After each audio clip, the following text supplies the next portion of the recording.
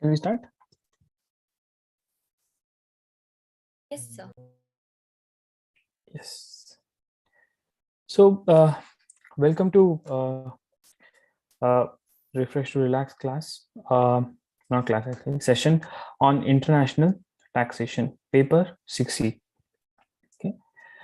So, the agenda for today's discussion basically is the reason why we brought in this concept of refresh to relax is basically to make sure that you are relaxed enough and we do a little bit of quick revision or the direction in which we need to approach the paper so that we are able to plan it and we are able to execute the revision, a short revision, not a major revision, in the most optimal amount of time.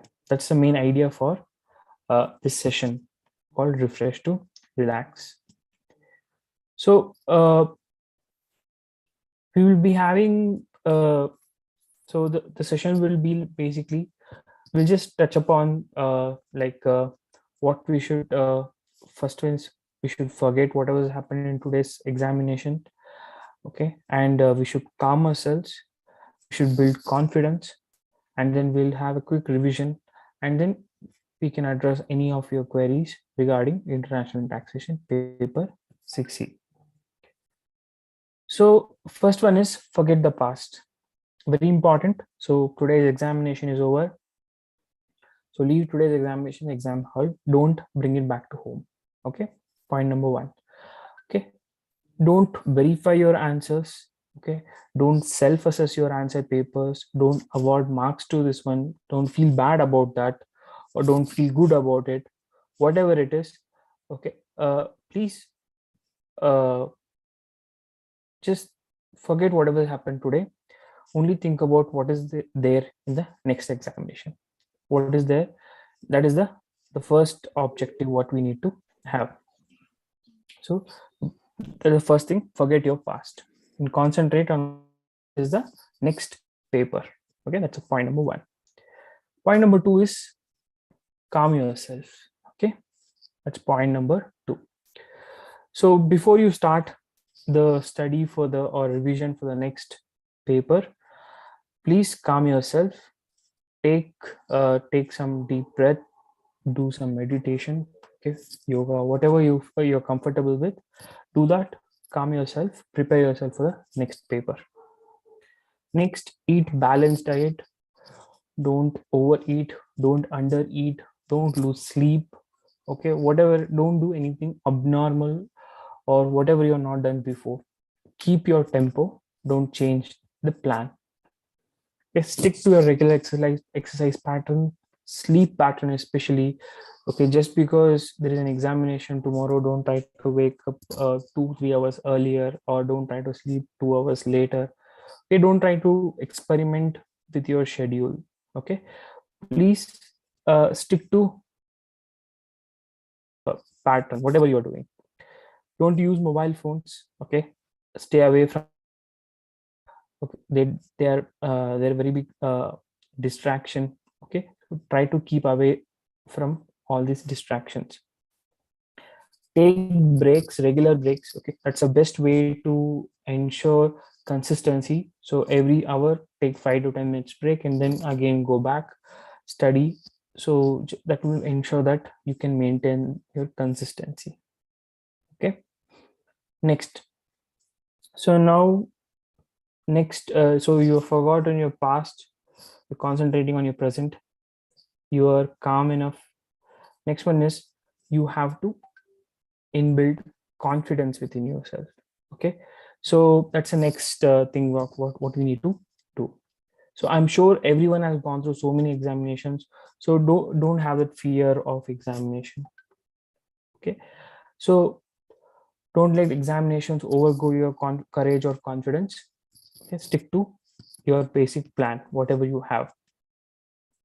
Remind yourself that this is just an examination. This is easily crackable. This is not something special, or this is not something extraordinary. It's just an ordinary examination. Have a lot of positive assertions. Think positive about the examination. Okay, think that it is crackable. think that you will be able to go through this examination, you'll be able to ace this examination. Have positive assertions, very very important. Okay, and please note that this is just the beginning. Okay, you need to face tougher challenges in the future, so you need to be mentally prepared to overcome any challenges which comes across. So please maintain your confidence level and courage level, don't lose it. Okay, that's the next thing which I wanted to tell you. Anxiety, okay, very big issue. What will happen in the future? Okay, that's the biggest fear every one of us have. Okay? So please understand that you have done your studies, you have put in your preparation, you have put in your revision. Okay, and then you have just one day to go for the examination. Okay, so you have done all these things. Now if you become anxious at this moment, it's going to ruin all the preparation what you have done so far. So don't feel anxious. Okay, don't try to control. Okay, nothing is within our control. We have to do our we have to put in our hard work, and then the result is not up to us. It's basically it's going to be delivered to you based on your efforts. So just concentrate on your efforts and concentrate on the pre-examination revision. Concentrate on yourself, your health. That is more than what you can achieve. What you can control, you control that. What you can't control, don't try to control that. Okay, so don't try to innovate new study techniques day before the examination. Don't try to do any new chapters, new concepts, all those things. Don't try to do that. Stick to your basic plan. You decided that you will do X and Y and Z revision. Do X, Y, Z revision. Okay, don't even change the method in which don't even change the order in which you study also. So stick to that. Whatever you're confident, stick to that. Okay, yeah. Next, some general examination tips. There's a lot of difference between explain, differentiate, give opinion. Okay, all those things, there are a lot of differences in all these things. So please read the questions carefully. Next, appreciate that the examiner valuer is also human being, so make his life also easy. Don't try to jumble up the answers, don't try to jumble up the questions, don't try to make his life difficult. Okay, do multiple choice section first. Okay, as it needs to be marked in OMR sheet, so it makes your life easy when it comes to descriptive type. Start answering the best or the easiest question first, and then progress to the difficult. The first impression is always the best impression. Stick to that principle. The format for answering should always be facts, law, conclusion. Okay, keep it crisp, keep it to the point. Don't beat around the bush. Okay, answer to the point. Write short sentences as much as possible. Don't try to create long essay type answers. It's difficult for the valuers also who value that. So keep it to point, keep it short. Okay, use as many bullet points as possible. Okay, that's the way to answer the papers. Okay, to the point, short sentences. Don't make grammatical mistakes. Okay, you have to communicate what you want to explain, okay, properly.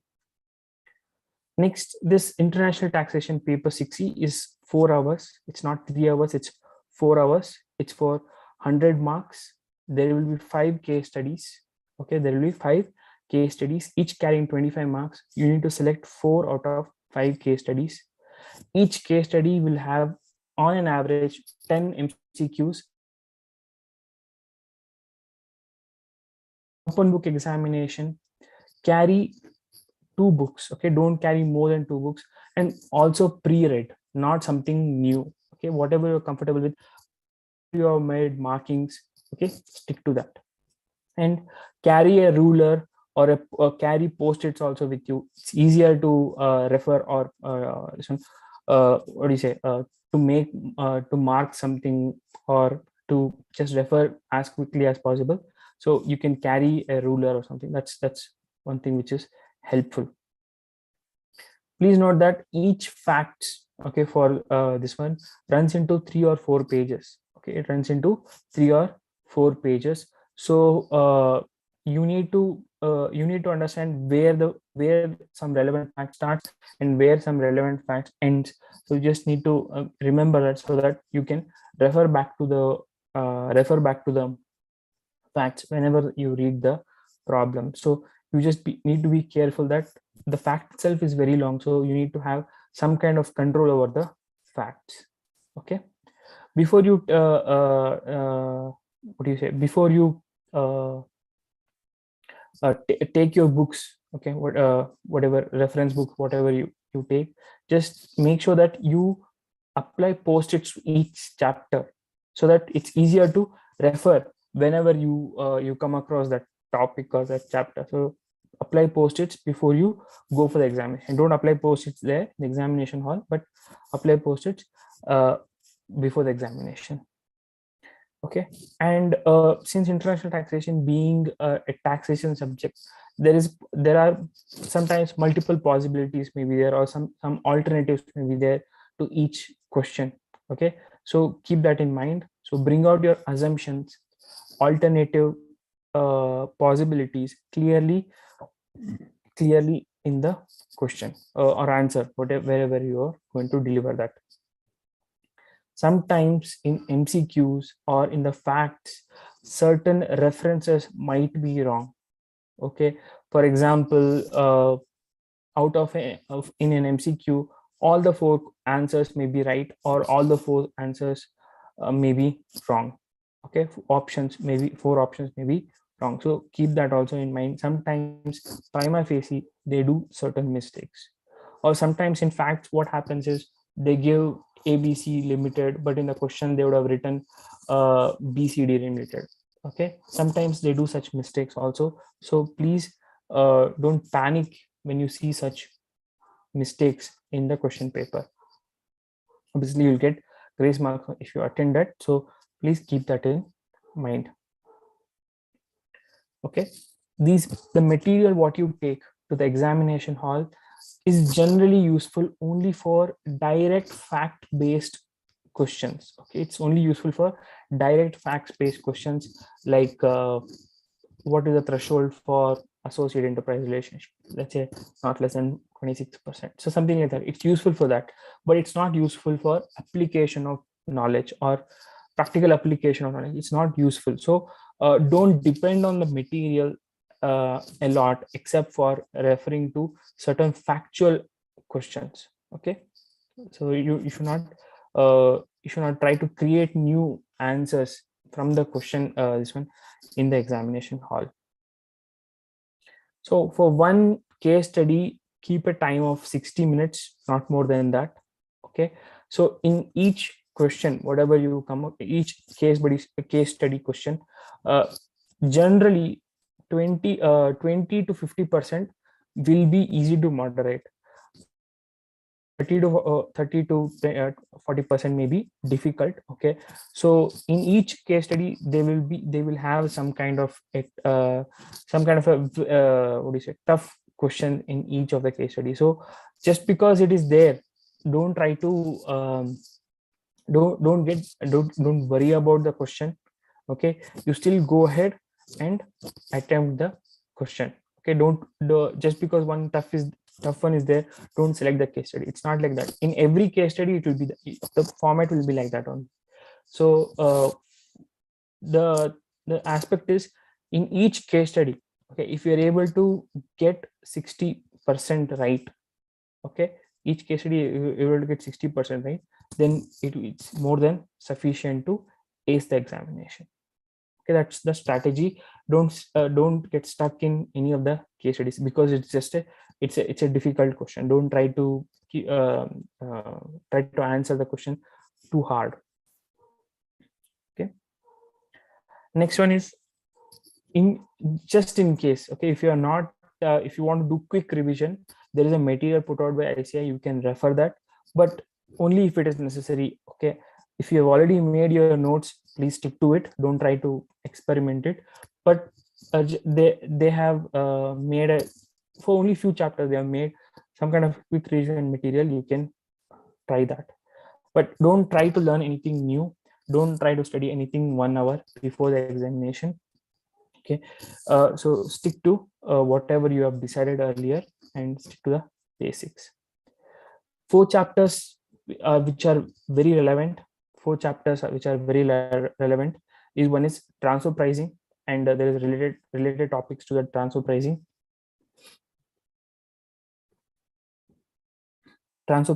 and related topics to that, and non-resident taxation, double taxation relief, and your DTAA, okay, model conventions, UN, that is also UN model. These 4 chapters have the highest weightage in terms of marks. So the way to plan is transfer pricing. Okay, you can spend some time on transfer pricing, let's say today. Tomorrow you can concentrate some time on let's say today and tomorrow morning you can concentrate on transfer pricing. After that, tomorrow first half you can concentrate on your international taxation, and second half you can concentrate on your model convention, and day after tomorrow you can, the first half and second half, you can concentrate on um, advanced ruling and your equalization levy and black money law. Okay, that's how you can plan, so that you can cover all the topics. Okay, so in transfer pricing, when it comes to transfer pricing, what all things you need to be aware. One is, when does transfer pricing apply? Very, very important. Your 13A relationship, deemed AE relationship. Okay, how to compute the arm's length price under different this one methods, the 6 methods. Okay, and then how to document these things, and in case you fail to document, what are the penalties which can be applicable, which are applicable on the SSC. Master file, CBCR. Okay, that is also part of documentation. Assessment before transfer pricing officer, dispute resolution panel. Okay, this is your core transfer pricing. After that, you need to be aware how, when do you carry out secondary adjustment. Okay, and how does a one-time settlement under secondary adjustment. I would not say one-time settlement, it's just you need to pay out one time. So that is how, how does it happen. Thin capitalization, uh, and what triggers thin capitalization, and how to carry forward the interest, etc. That is also important. Then how and why to enter into advanced pricing agreements, especially when do you enter into advanced pricing agreement, when do you advise your clients to enter into advanced pricing agreements. Person located in notified jurisdiction areas, and what is MAP process, the basics about what is a MAP process, right? Safe harbor, yes, government is just notifying the same safe harbor rule again and again. So I would suggest for this year, that is assessment year 22-23, so far they have not yet notified, but the since, so it's been so many days since nothing has come out. So from past 2 years, the experience has been, they just notify the same thing for the next year also. So you can think that you can assume that the safe harbor is going to remain same for even for this year also. So you can keep that in mind. Next, when we talk about non-resident taxation and double taxation relief, you need to know you need to revise the residential status, okay, of companies and individual. Okay, and then you need to touch upon section 5, scope of taxation, section 9, deemed to accrue or rise, and exemptions available to non-residents, and then conversion of foreign currency into INR, and special provisions of business income taxation to non-residents, special taxation regime to NRI and the non-residents, 115A, etc. Withholding under TDS provisions, which has practical implication, representative SSE. Okay, and how to compute total income, as in on an overall basis for a non-resident, and how to compute the foreign tax credit, under section 90, 90A, and 91. And what is the process of claiming foreign tax credit? Okay, so these are the things, some of the things which are very important from non-resident taxation. And you should, by now you should have appreciated that non-resident taxation has to go along with double taxation agreement, because the concept is whichever is beneficial, whether the provisions of the Income Tax Act or the TAA, whichever is beneficial. So each of this topic, I suggest you study the TAA portion also simultaneously. The CAS material which we have provided has cross reference and after each topic. So it has, you have the section under Income Tax Act and the parallel provision at TAA, so that you are able to appreciate whichever is beneficial to the assessee. Okay, when it comes to DDAA, now please concentrate on the UN model. Don't try to worry about OECD model or US model. Okay, so concentrate on the UN model. Section so Article 1 is very, very important. Article 2, Article 4. Okay, these are all the basics of DTAA. Then Article 5, permanent establishment, which corresponds to business connection, section 911. Then Article 7, which also corresponds to section 911, business connection taxation versus permanent establishment taxation. Section Article 12 and 12A, which corresponds to your 917, 916 with respect to section income tax provision. Capital gain taxation, section 911, read with all the capital gain provisions, Article 13. So so you have to interpret both of them together. So you have to read, these are the most important provisions under double taxation avoidance agreement chapter. Okay, concentrate on these topics. Then once you are done revising these 4 important chapters, then you can go to the other topics. Okay, other topics which doesn't require a lot of time is 1, advance ruling and e-commerce transaction. They take roughly 1 hour, 1 hour to 3 hours maximum to revise. Advanced ruling as well as e-commerce taxation. E-commerce taxation will take around 3 hours to revise the portion. Okay, in advanced ruling, the important things will be like to whom AR will apply, how to apply the how to do the application. Okay, when will they how much money to pay, when will they accept the application, when will they disqualify the application, and what is the implication of AR ruling, okay, are very important when you talk about advanced ruling. In terms of e-commerce transaction, you need to understand why e-commerce transaction was brought in the first place and how it is being applied. Okay, and then advertisement equalization levy and e-commerce equalization levy, and when this is not going to apply, and what is the cross reference between Income Tax Act and e-commerce transactions, as in when this is applicable, that is not applicable. Okay, so that kind of cross reference and the exemptions given there, etc., those things will play an important role in e-commerce transactions. Then you have black money law and imposition of this one, that can be broken down into 2 parts. One is black money law can be split into one, computation mechanism, and then next one is the assessment mechanism. Computation mechanism is more important as compared to assessment mechanism when it comes to black money law. So before to study black money law, you will require at least 3 to 4 hours of revision time is required for black money law. So you have to plan according to that. So in black money law, why black money law was introduced, or what is the purpose behind black money law, how to compute undisclosed foreign assets, foreign income, okay, and the supporting rule, that is that is a valuation mechanism, computation, deduction, and taxability. Okay, these things will come under computation.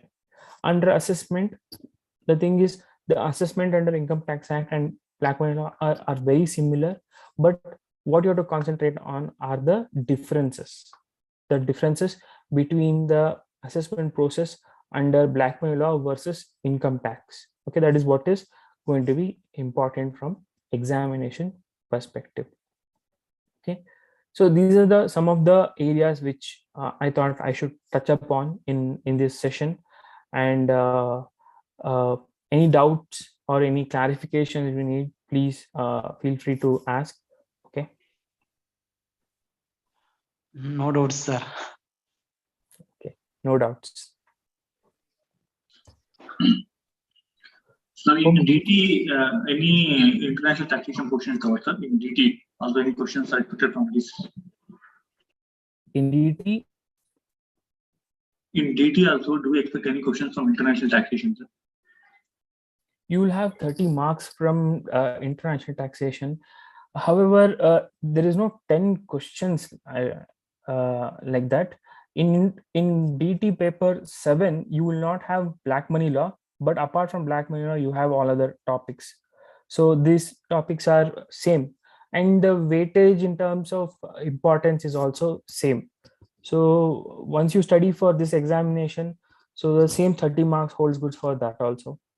So that is the, and also one thing what I have observed nowadays in DT is 30 marks they say, but what happens is sometimes there is very less difference between your regular income tax and direct tax when it comes to especially non NRI taxation, when you talk about this one. So sometimes it can be 35 or sometimes it can be 36, because sometimes it will be difficult to say whether it is international taxation or direct taxes. So small sometimes it can go above 30 also. But Okay. the areas of importance under this one both remain the same. Only thing there, it is 3 hours examination. This is 4 hour examination. That is paper 7 is closed, means it's not open book. This is open book.